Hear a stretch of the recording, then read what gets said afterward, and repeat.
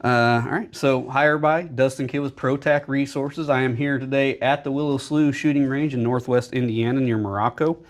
For those of you who don't know, we're about an hour or so from Lafayette, Indiana, about an hour or so from Chicago. So come check us out. We do have a brand new website at protacresources.com. Have all the information you need there for this location. And I am here today with Mitch Anderson from the Indiana DNR. Why don't you tell us a little bit about yourself, Mitch? Hi everybody. So I'm the Northwest Public Land Supervisor for the Division of Fish and Wildlife within the DNR. So I oversee the Northwest region, and I also oversee all the shooting ranges within the Division of Fish and Wildlife. So I manage the grant that oversees all the funding and kind of pays for everything for our shooting ranges throughout the state if they're on Division of Fish and Wildlife property. So that kind of brings us to a great topic. We get a lot of feedback and customer concerns that, in their eyes that, this is all tax funded. Everything that is done here is done through tax dollars. And I don't know, can you elaborate a little bit on how the tax dollars are orchestrated and why that's not necessarily the case the way people see it? Yep. So taxing is a little bit kind of misleading as far as how we get our funding. So technically it is from a tax, but it is not from your state tax. It's not from your federal return tax. It is a excise tax on all sales of firearms, ammunition, and things like that. And there's a percentage of that goes into a federal fund. It's called the Pittman-Robertson Fund, and then that gets divvied out to states based on their license sales and things like that. And so that's actually what funds the majority of our shooting range grant. So we, as the state, we offer up a portion of our dollars as match, and then the federal government gives us grant money, and that's the majority of how we fund our ranges. It's about, I think, a 1-to-3 match. So that's actually how most of our ranges are funded. It's from that Pittman-Robertson Act, and it's from the sales tax on guns and ammunition and hunting equipment. It's not from your state and your federal tax return dollars. It's not from those dollars. Okay, so is it actually, so it's from sales, which we have guns and ammunition sale that we sell here. And you mentioned it's 1-to-3. So what about allocation of those dollars when it comes to you? I would suggest that a lot of that goes to building these facilities, but what about daily maintaining, employees' salary, and all those other costs that just keeping it open? How does that tax dollars impact that aspect? Yep.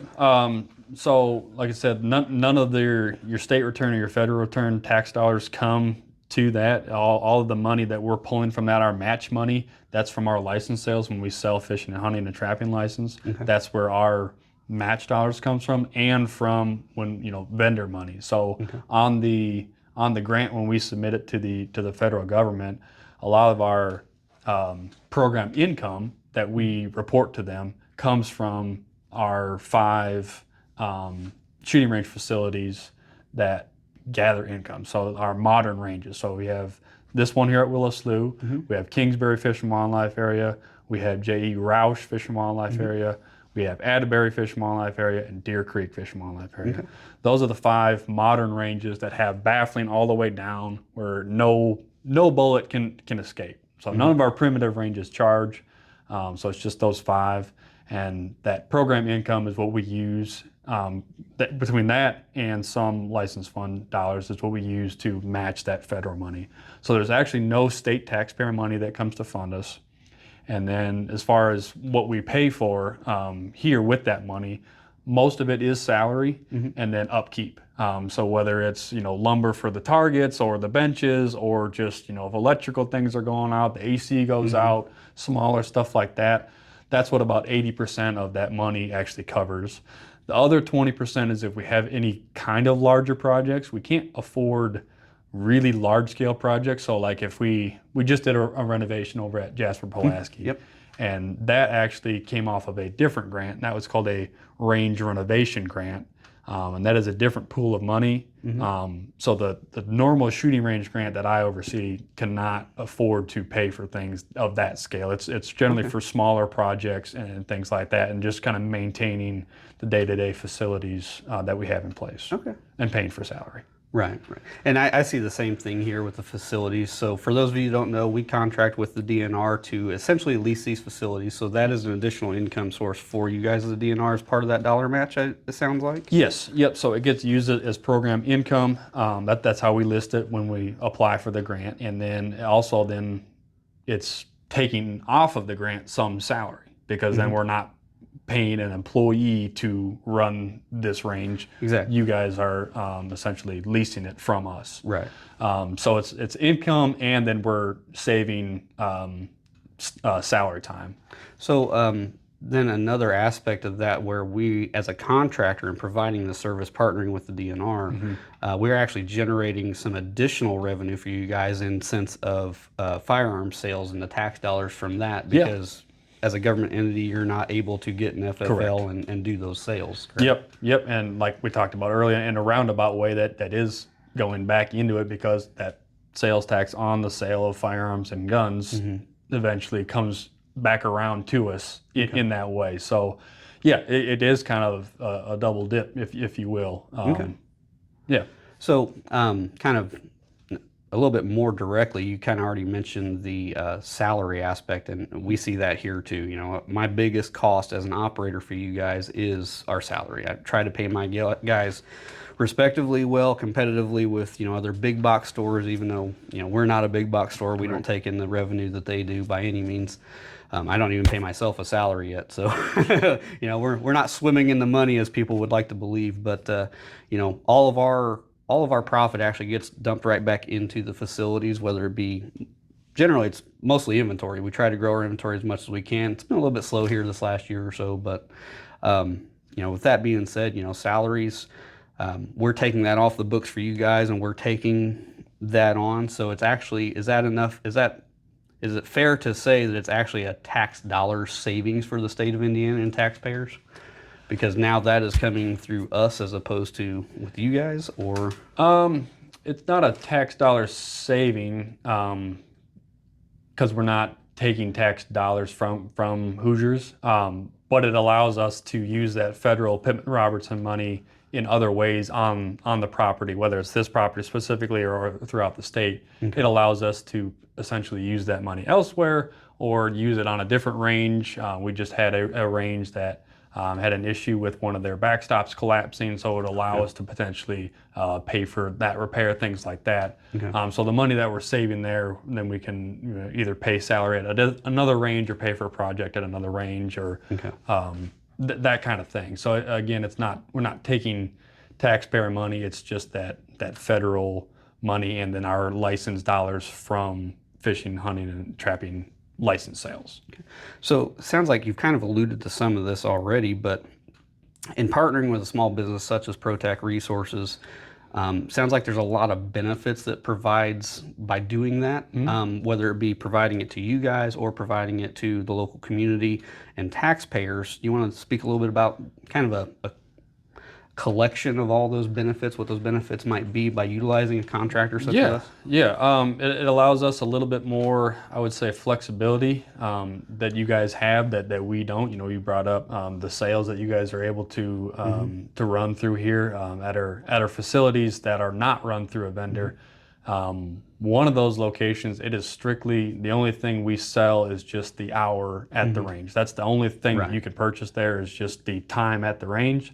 The other facility, they do sell a few things. I think they sell targets. I think they might sell ear protection, and I believe they might sell those little flags that mark that your chamber's clear. That's kind of the extent of it, where you guys are able to sell a little bit wider variety of things here. And like you said, it does come back around, and that federal, or that sales tax money eventually comes back around through the federal government back to us. And then it also allows you guys, or you guys have a little bit more flexibility as far as some of the events that you can hold. You know, you got that holster night. That's not something that we would run through a state operated facility, since you guys are, you know, leasing it, and you're able to run certain events like that, and then have different promotions. Where people can, you know, maybe shoot a little bit more affordably, or just kind of, again, more of that flexibility aspect.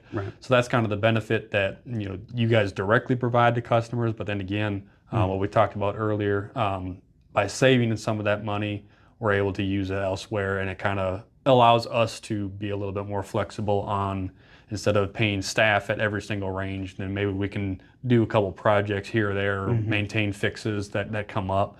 So I feel like it benefits the customer both directly and indirectly with how we're able to kind of be a little bit more flexible as far as the services that we provide, and with how we spend the money. Okay. Yeah, absolutely. So something we haven't actually officially rolled out yet, but you kind of mentioned it there. One of the events that we're going to be offering here is a weekly practice drawing from a holster night for our Perks Club members. So it will be an event which requires some formal, assessment to make sure that you've had some training or comfortable and safe in performing those actions. But that is something we're going to be rolling out very soon. The way our pricing structure works with Pro-Tac Resources is that, if you just want to come for an hour, sure, you can pay for an hour and you can come as many times as you like, but the more you want to shoot, we have a variety of options to help you get here and shoot more and save in doing so. So for instance, we have a Perks Club membership. You can shoot as much as you want, no time limit, for $40 a month. That also includes getting you free guests, and then access to special events such as being able to draw from a holster, or being able to practice drawing from a holster is coming up very soon. We'll also incorporate a ladies' night once a month that we're working on as well. No formal assessment or anything for that, but we continue to add to our Perks Club to make this just a different option for shooters in the Hoosier State, someplace different to go and utilize the facilities in different ways than they may not be able to at other locations or other for lack of a better term, competitors. Yep. So let's see here. And you work with a variety of contractors. It's not just us. There's at least 2 others that I'm aware of off the top of my head. I believe right now it's just the one at Atterbury. So you have both here at Willow Slough and Deer Creek, and then there's the vendor that is at Atterbury. And he's been there for quite a while, I believe. I believe so. So I grew up in Indianapolis. I was just telling him before we turned the camera on that I grew up in Indianapolis. I grew up at Atterbury, going there a lot. I used to have colleagues come in from overseas all over the world, and one thing they want to do when they come here is they can't do in a lot of other countries is they want to go shoot something. Atterbury is the place that I would go. I could take a pile of my armament, bring it, spend all day there, and it'd be relatively affordable, and we had the space to kind of spread out as opposed to an indoor range, which is a lot more prevalent throughout Indiana now, the indoor ranges. But it's when you got a group of people with you, it's hard to fit people in. So no, that's a great spot. So let's see. Do you have any other messages or things you would like to share with the public about these partnerships and about these facilities in general? Yeah. One last thing, this is kind of something that comes up a lot as far as, why people have to pay to shoot at these ranges, and why do we have some of our facilities that are free.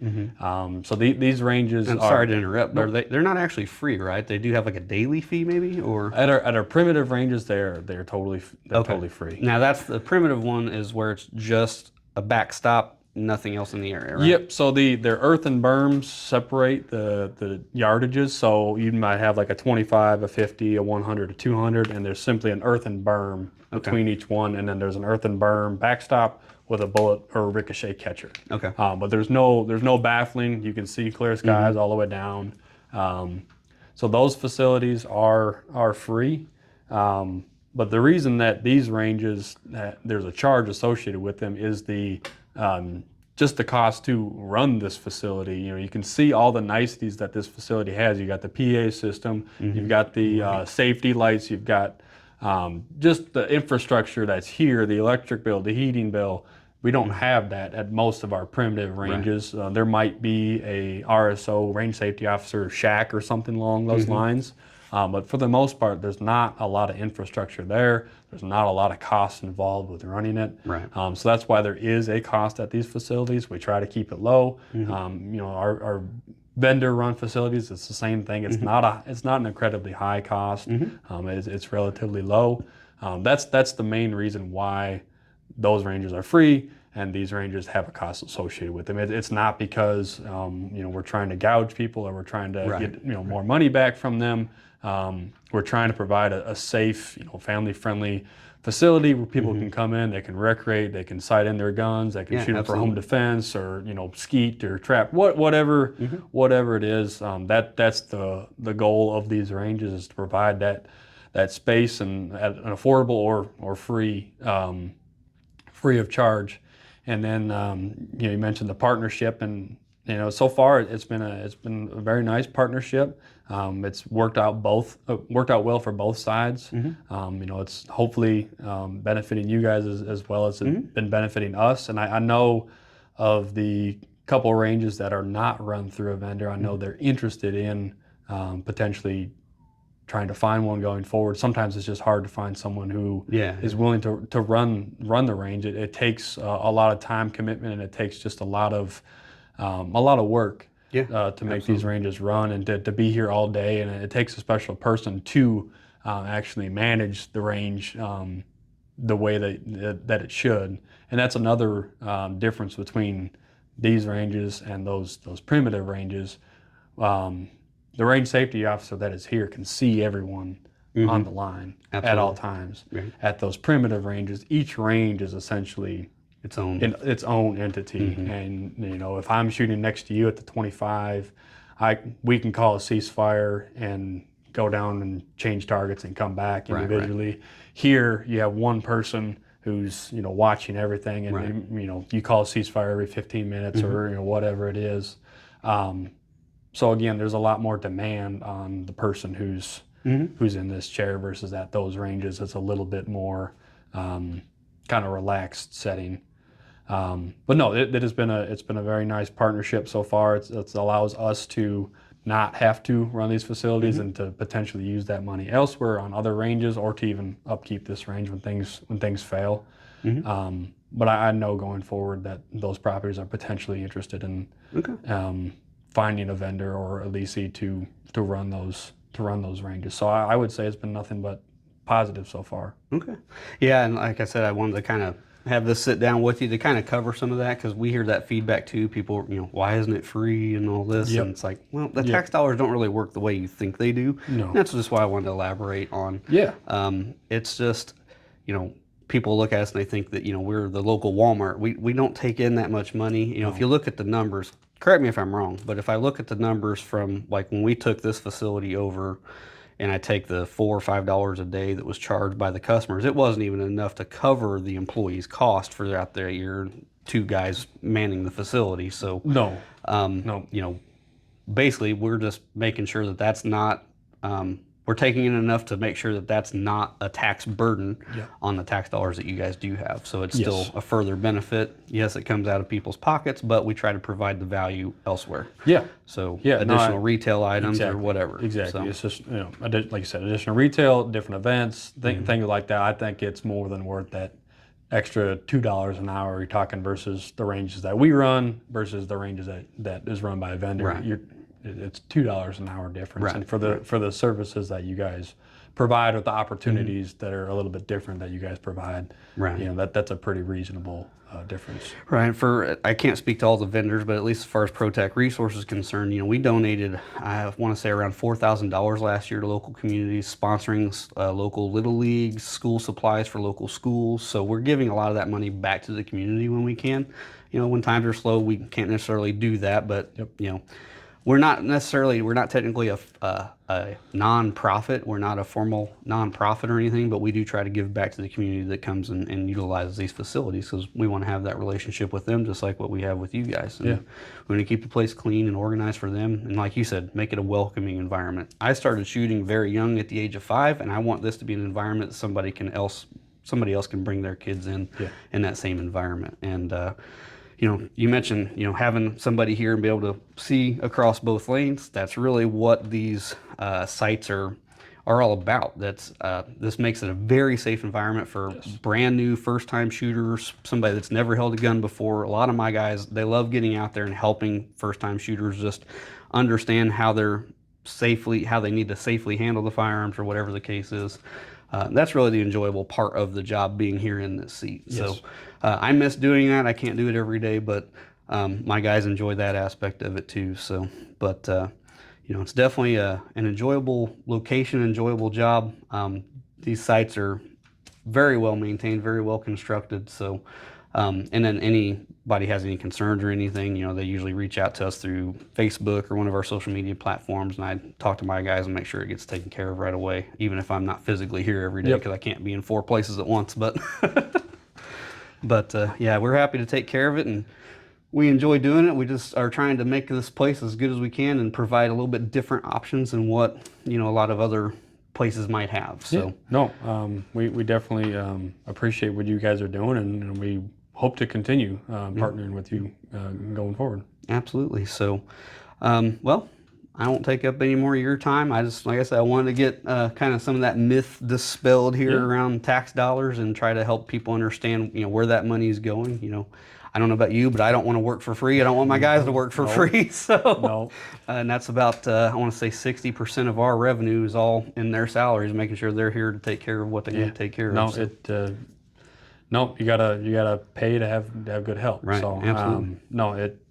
These facilities are definitely they're a controlled environment, but they're controlled in a safe manner and a very welcoming manner. It's you're generally when you're here, you're not worried about getting yelled at or having someone berate you for doing something wrong. It's a very kind of constructive environment where we're here to help. We're here to if you're a first-time shooter or just something's off, you can't figure something out, you're trying to sight in a firearm, whatever it is, we want these facilities to be very welcoming, and we've not had any issues with that. So. Absolutely. That's kind of our goal too. I have a list probably that long of different additional services and things I would like to bring into these facilities, but it all takes time to set up, train my guys, get the equipment, that costs money and everything, so. But as time goes on, these are all going to be things that are kind of rolled into like what we call the Perks Club member. So these facilities, you don't need to be a membership to utilize these facilities. Anybody can come use them, but we offer what's called the Perks Club membership, and that's where you get a lot of additional value for the money you spend, and you get to shoot as much or as often as you like. So we just continue to add to those list of perks as we go along. So, all right. Well, thank you for your time. Thank you. It was fun. I appreciate it.